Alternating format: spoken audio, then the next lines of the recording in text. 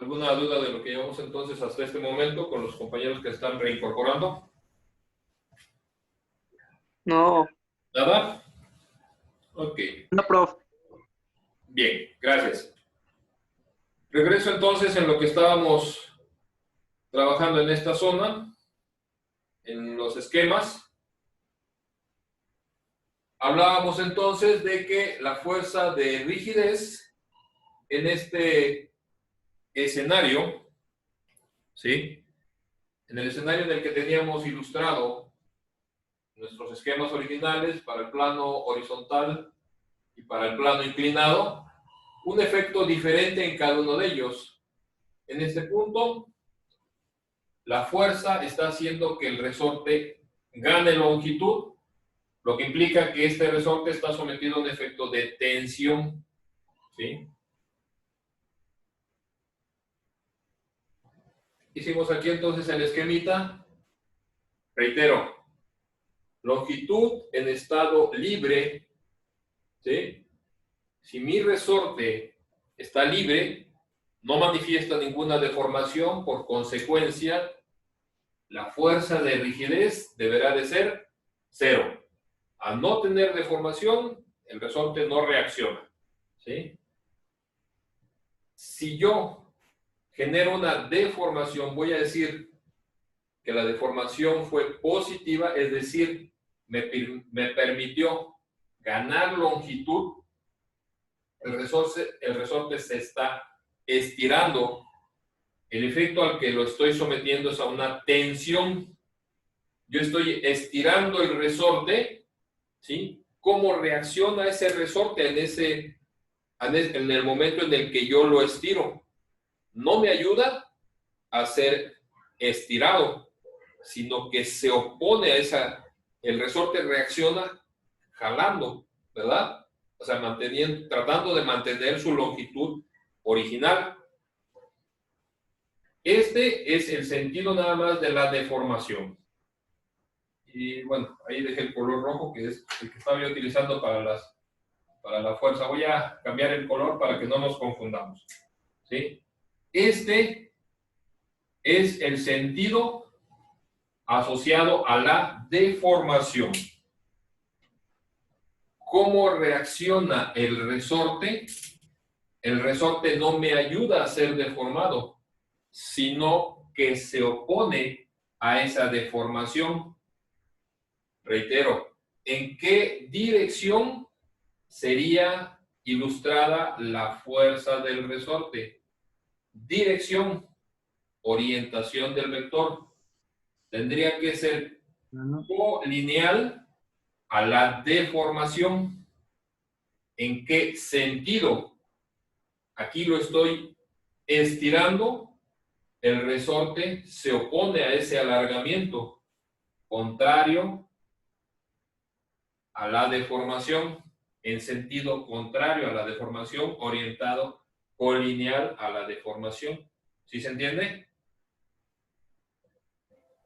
Y así quedaría ilustrada mi fuerza de rigidez sometido a un efecto de tensión.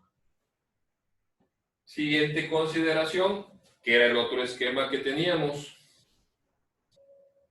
Ahora el resorte va a presentar un acortamiento de su longitud. Lo estoy deformando de manera de compresión. Esta es una pérdida de la longitud original. Ilustré una línea de referencia de la longitud que tenía en estado libre, pero ahora, con respecto a esta longitud, ¿qué es lo que estoy ocasionando en el resorte? Una pérdida, una disminución, una deformación negativa, que va a recibir por nombre compresión. Aquí estoy comprimiendo el resorte, lo estoy acortando. Ajá. Cambio el colorcito nada más como referencia visual. Mi deformación ocasionó una pérdida de longitud, un efecto de compresión. ¿Cómo reacciona el resorte?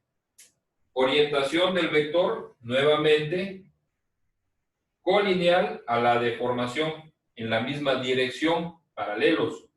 ¿En qué sentido?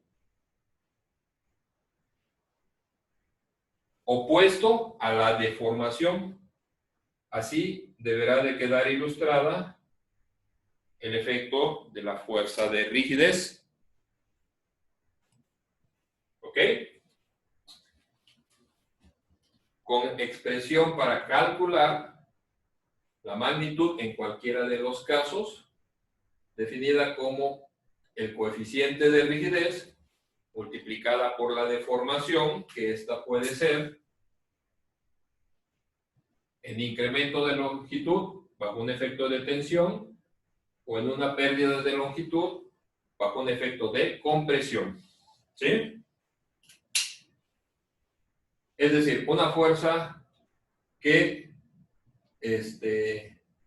no asociada con la deformación, ¿qué habría que atribuirle aquí? La deformación, el signo que estoy agregando es solamente bajo el efecto. A nosotros lo que nos va a interesar es su vinculación con el sentido del movimiento. Ajá. Ojo aquí. Y me salí de foco, ¿verdad?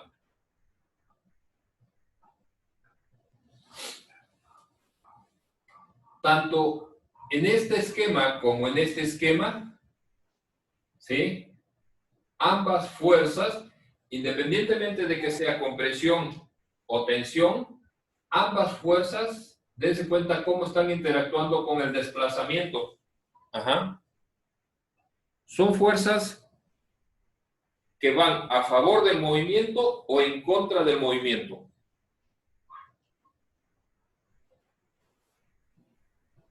¿En contra? En contra. Entonces, ¿qué efecto generarían esas fuerzas? ¿Permiten que el cuerpo se acelere o tienden a desacelerarlo? A desacelerarlo. En ambos casos, las fuerzas están ocasionando que el cuerpo tienda a perder movimiento, ¿verdad? Lo están desacelerando, o su tendencia sería a desacelerarlo, ¿sí? Y esto es lo que resulta interesante de estas fuerzas. ¿Qué sucedería? Y chequen la fase en la que vamos a estar involucrados, es muy importante. Ajá, de ahí la interpretación correcta de nuestros vectores. Imaginen que mi ejemplo toma en consideración que yo tengo un resorte en estado libre y al cual se le somete la acción de una fuerza que hace que éste se comprima. En este momento, yo lo retengo. Ajá. ¿Cuál es el escenario con el cual estoy dando esas condiciones? En este momento no me importa. ¿Cuánto apliqué? Sé que lo deformé. Ya tengo la magnitud de la deformación inicial. Coloco un cuerpo y en este momento esa fuerza que generó la compresión se libera o desaparece. ¿Qué es lo que va a suceder con el resorte? Una vez que yo ya lo deformé y lo libero, decíamos, estamos trabajando en el escenario de que la deformación no es un factor de análisis para nosotros. Si yo dijera que esta fuerza fue tan grande que ocasionó que el cuerpo se deforme de manera que no pueda recuperar su longitud en estado libre, yo ya entré en una complicación de análisis. ¿Sí?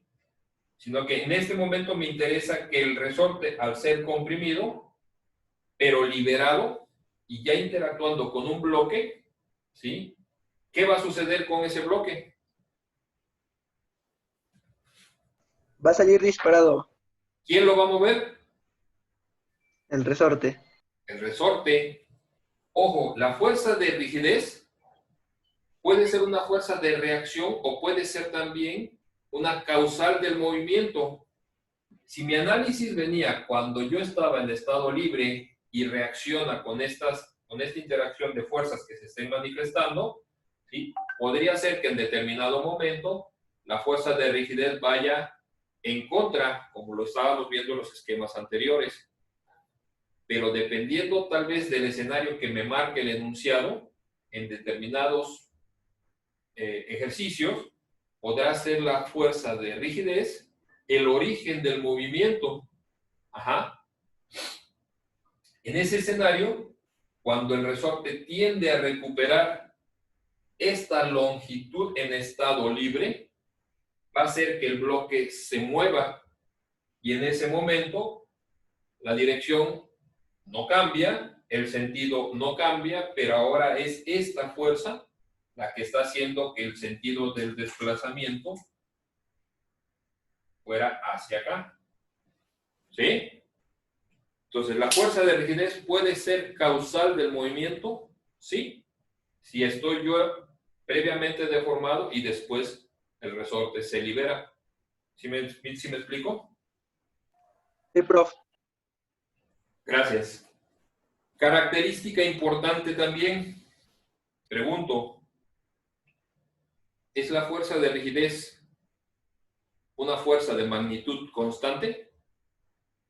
Y esa pregunta también considerémosla hacia la fuerza de fricción. Dijimos que la fuerza de fricción se iba a calcular en términos de ¿quién? La fuerza de fricción se calcula con la fuerza normal y el coeficiente de fricción mu. ¿Sí? ¿Es la fuerza de fricción una fuerza de magnitud constante o variable? ¿Quién determinaría si es constante o variable? Mi coeficiente, ¿quién lo determina? Decíamos que el grado de rugosidad de la superficie y el cuerpo, ¿sí? Y para la interacción de cada cuerpo vamos a tener un valor. Esa superficie, ojo, en el sentido real, es muy difícil que nosotros mantengamos la misma textura, ¿sí? En un proceso, aunque sea demasiado controlado, yo no puedo garantizar el grado de rugosidad con cada milímetro. Sin embargo, lo idealizo con una constante. Este coeficiente, vamos a poder decir que este es constante. Pero esta fuerza, que es la normal, depende de todas las fuerzas que se manifiesten en el cuerpo. Si aquí, al momento de ilustrar los elementos, a mí me dijeran que esta fuerza externa no es una fuerza que se da con una magnitud definida, sino que me la definen con una función. Ajá. Esta fuerza es una función de cualquier característica. Ajá. Al sacar las componentes, la fuerza normal, ¿sí?, podría tener características de estar definida en términos de cualquier valor, ¿sí? Entonces, esta fuerza de fricción depende de las características que yo tenga acá. Esta fuerza de rigidez, chequen, no tiene necesidad, no tiene dependencia de las fuerzas externas, sino solamente de las condiciones propias. El coeficiente es una propiedad, ya sea comprimido, tensado o sujeto a compresión. Esta rigidez diremos que se mantiene inalterado. Ustedes saben que si rebasan el grado de resistencia del resorte, pues se deforma. Y no sé si les ha ocurrido que por curiosidad le sacan el resortito a su portamina o a alguna pluma fuente, lo jalan más de lo que se debe y ya no regresa, ¿no? Porque no está diseñado para tener un efecto como el que, una deformación al cual ustedes lo sometieron, ¿verdad? Pero esta rigidez nosotros lo vamos a trabajar como un efecto que es constante. Pero revisemos aquí en el esquema, y es lo que me interesa que vean. Cuando yo cubrí la deformación máxima, para llegar hasta este valor, tuve que pasar por infinidad de valores intermedios. ¿Sí me explico? Si esta es la deformación máxima lograda, podríamos decir que en función de esta deformación máxima, mi fuerza de rigidez ya tiene una magnitud.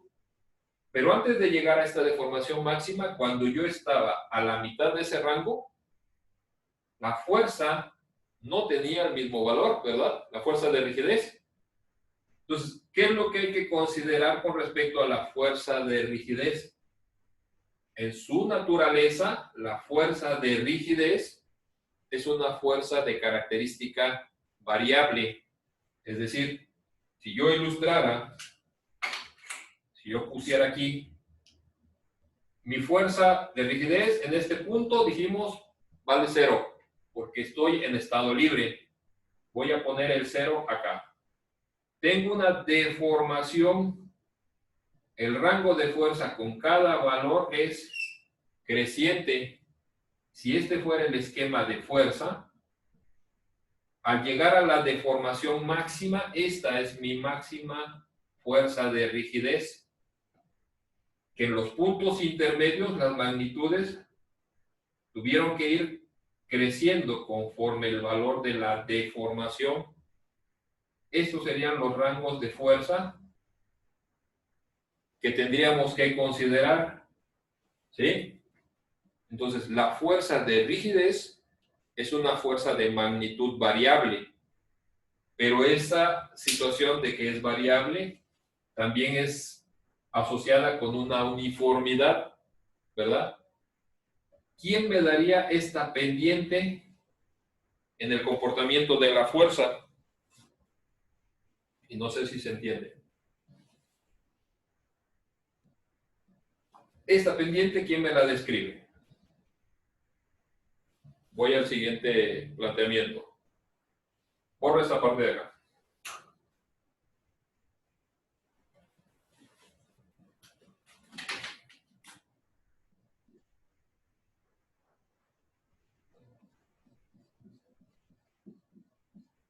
Este es un resorte, ¿sí? Cuyo coeficiente de rigidez, al ser estirado, me va a dar un rango de fuerza que es este. Uy, aquí ya le regué. Ese, bueno, no lo consideré. Me emocioné. A ver.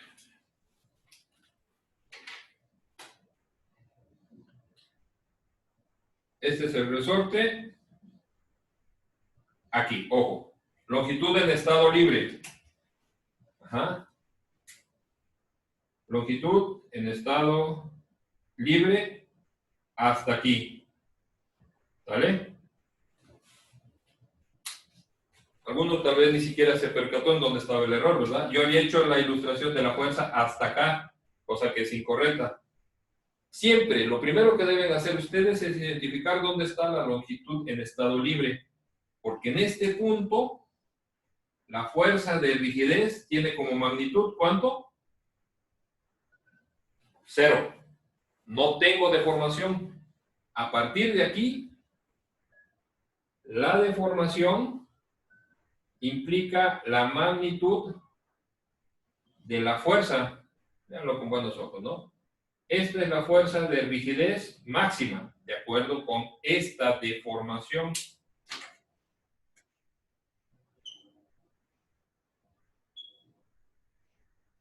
Esta es la deformación, ¿sí?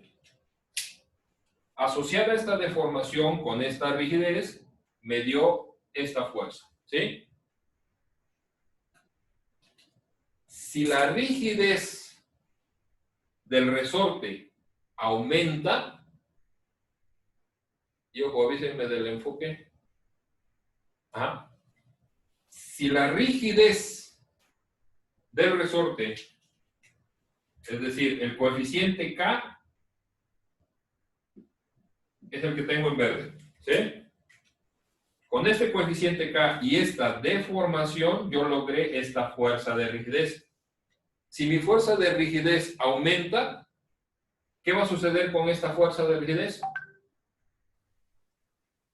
Tendrá que ser mayor si yo estoy sometido a la misma deformación, lo que implica, cambio de color, este es el azul, que para la misma deformación, consecuencia de que el coeficiente K es mayor, la fuerza tendría que ser mayor. y llego al mismo punto del 0, porque aquí es la longitud en estado libre. ¿Sí? ¿Qué observan ustedes al empalmar estos dos esquemas? ¿Quién me está definiendo la pendiente en esa variación de fuerza? El coeficiente K, el grado de rigidez. Al tener un coeficiente de mayor rigidez, aunque tenga yo la misma deformación, con la deformación que yo aplique, mi fuerza aumenta. Entonces, la pendiente de la recta me representa el comportamiento del coeficiente K. ¿Sí me explico? Y es una fuerza de magnitud variable. Si la fuerza es de magnitud variable, ¿sí? Al momento de involucrarse en un análisis del movimiento, ¿sí? ¿Cómo se consideraría la aceleración? Si la fuerza es variable, la aceleración puede ser considerada constante. No, sí, variable.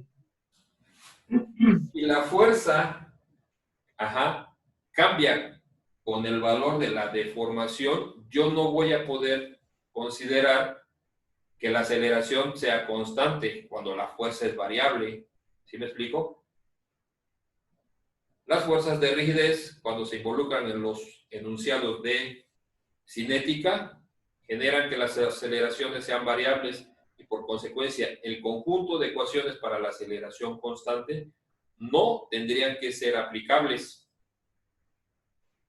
Y la ventaja que nos dan las ecuaciones para la aceleración constante es que son más simples, son de sustitución directa. Sí. Cuando yo esté relacionado con fuerzas de rigidez, las ecuaciones con las que debería yo de trabajar o las que debo de trabajar tienen que ser las ecuaciones fundamentales que se involucran con esta situación del cálculo integral o el cálculo diferencial. Y ahí hay que tener mucho cuidado. Sin embargo, recuerden que somos ingenieros, ¿verdad? ¿Cómo puedo yo hacer uso de las ecuaciones para la aceleración constante? Y aquí es donde viene la parte del análisis, de la interpretación. Ustedes llevaron con sus profesores, hicieron un análisis de fuerzas de rigidez con segunda ley de Newton. No, prof. Sí. No. Ninguno, creo yo. O si alguien, No. desmiéntame, por favor. ¿Alguien vio fuerzas de rigidez con segunda ley de Newton? Tampoco. No. Creo que no, profe. No, ¿verdad? No, prof. Pero claro, cuando quiero trabajo y energía, ¿no? ¿Y por qué le damos la vuelta? Precisamente porque nos somete a análisis que son complejos. Yo les dije que todos los problemas se deben de resolver con la segunda ley y los vamos a demostrar con trabajo y energía. ¿Cómo podríamos hacer análisis con la segunda ley en involucramiento de fuerzas de rigidez? Idealizando el comportamiento de una aceleración constante. El truco, que no es truco, sino que está sustentado en una situación de análisis. Dense cuenta que las pendientes son uniformes. Entonces, eso me permitiría a mí idealizar una fuerza de rigidez como constante. ¿Y cómo puedo considerar esto? Si esta es la deformación y tomo yo el valor medio, es decir, delta S, implicaría que yo estoy en la parte media, ¿sí? Y considero que mi fuerza de rigidez presentó este comportamiento constante, la estoy idealizando. ¿Sí me explico? Ajá.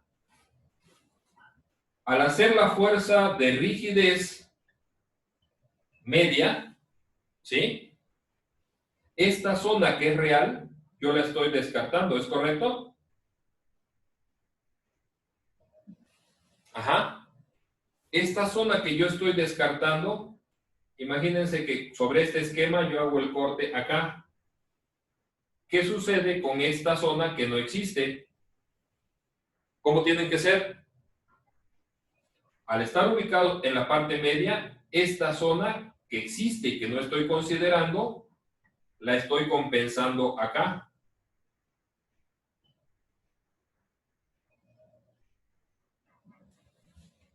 ¿Sí se entiende?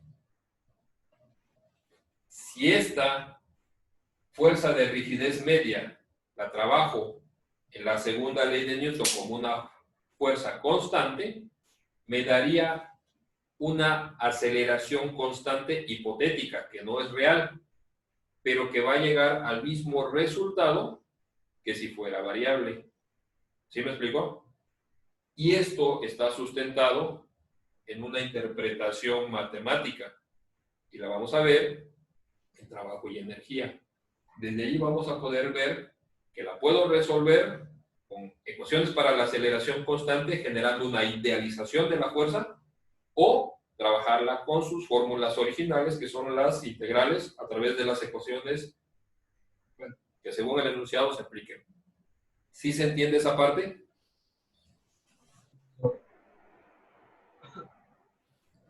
Advertencia. En su examen ETS va a venir una fuerza de rigidez en el examen. Entonces, ¿por qué?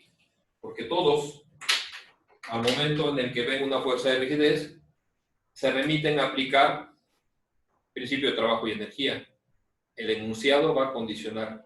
Resuélvase con segunda ley el siguiente enunciado y demuéstrese con el principio que aplique, ¿sí? La demostración tendría un puntaje menor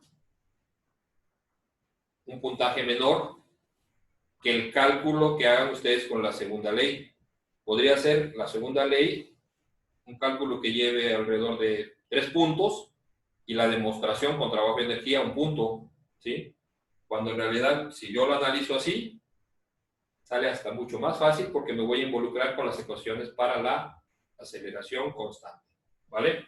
Bueno, ¿preguntas hasta aquí? No, ¿Ninguno? bueno. No, prof. No, prof. Ok.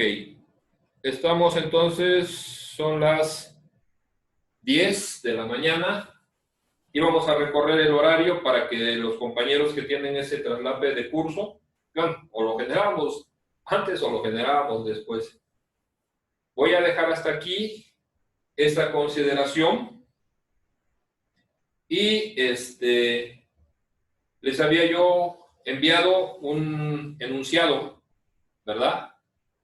Revisen ese enunciado, es de un ejemplo, ese es de la 6ª edición, ¿sí? Y traten de resolverlo. Vamos a revisar ese problema el día de mañana, ¿sí? O sea, el día de mañana la cita es igual a las 8 y la intención es resolver el enunciado que ustedes recibieron vía WhatsApp. Ajá. Con la fundamentación de las fuerzas que tenemos.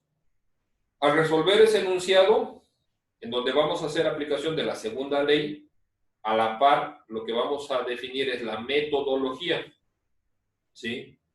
Recuerden, estoy tratando de fundamentar con ustedes metodologías para que sea la secuencia de pasos que se siga en la solución ya de cualquier problema.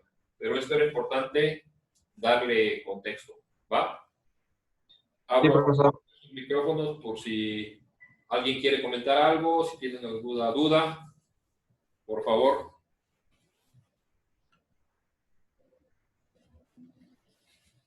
Pues no, creo que no. No por el momento, ¿verdad?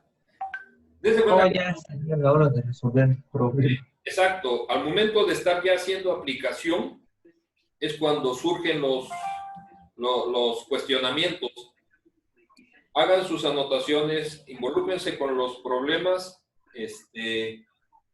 todo lo que estemos haciendo, mientras ustedes no traten de resolver los enunciados, no van a aflorar dudas. A veces son dudas muy elementales, que con una simple orientación, una observación, algo que entre ustedes puedan resolver.